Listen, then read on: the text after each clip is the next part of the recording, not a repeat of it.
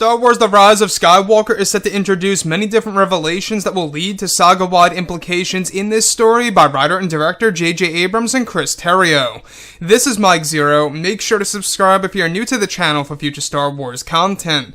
Now, what's really exciting about Episode 9 is that at the end of the day, we do know that this film is going to answer a lot of the burning questions from The Force Awakens, as well as really setting up a lot of questions in the very beginning of this movie that will be answered at the very end of Episode 9. Now, what makes me really optimistic about this film is that we do know that George Lucas, the creator of Star Wars himself, was heavily involved in the rewriting process of Episode 9. Now, these past couple of weeks or so, we've been learning a whole lot more about this film, and when it all comes down to one of the concept art descriptions, this is where things begin to get very exciting for Episode 9. Now, specifically, what's really intriguing about all of this is that it's described that during the rewrites of the film for the months of November and December of 2018, is that George Lucas was significantly involved, in the rewriting process for the film for the character of Rey and her lineage/parentage. It's explained that George Lucas rewrote many aspects of Reys Father for the second and third acts of the movie, where it had to do with Reys Father and his identity.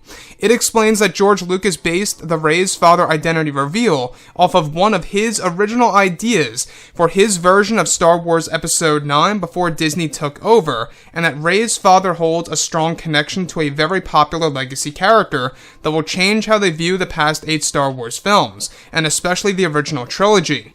Additionally, it's explained that Reys Father holds a strong connection to the Beyond and the origins of the Force itself that will be explained in great depth in the film. It said that George Lucas wanted Reys Father's identity to be a big revelation and not just a minor reveal, and that who he is connected to is said to make fans go wild and will take them by surprise. So let's go over a couple of parts about this, because we do know that Episode 9 is going to be a very important film for Disney and Lucasfilm as companies, as well as to the Star Wars community, and what they really expect to see on the big screen involving Rey's lineage and her parentage. Now, we do know that originally J.J. Abrams wanted to do something very special for the character of Rey in The Force Awakens that he could not really do in The Last Jedi, since Rian Johnson was the one who wrote and directed that movie. So, the thing about this with Episode 9 is that George Lucas was involved significantly throughout the rewrites of November and December of 2018, just late last year, where one of the actual sequences involved a moment where we had George Lucas writing in Rey's father, specifically Rey's parentage, to be used in a way where he holds a strong connection to the Beyond and the origins of the galaxy.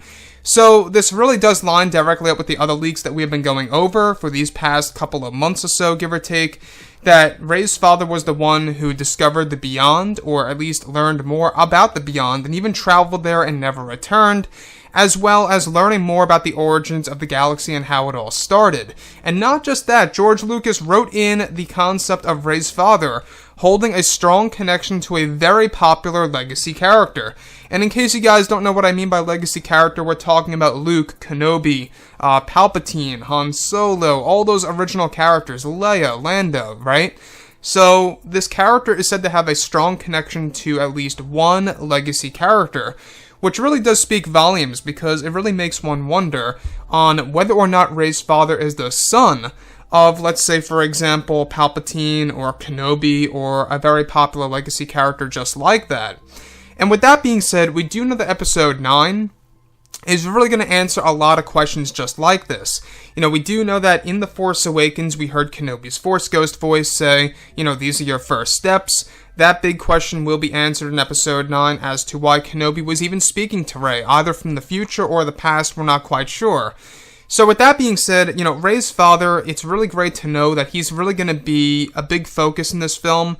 He's really going to have the limelight in the second and third act of Episode 9, and that's where a lot of the revelations begin, is in the second act of this movie, where, J.J. Abrams and George Lucas, they really had a great idea to make this movie not just the end of the Skywalker saga, but to really make it a revelation and origins film, to really make us understand, the origins of the name Skywalker and their bloodline and how it all got started, Rey's parentage, everything that has to do with the First Order and Snoke, as well as how Palpatine came back to life in this movie.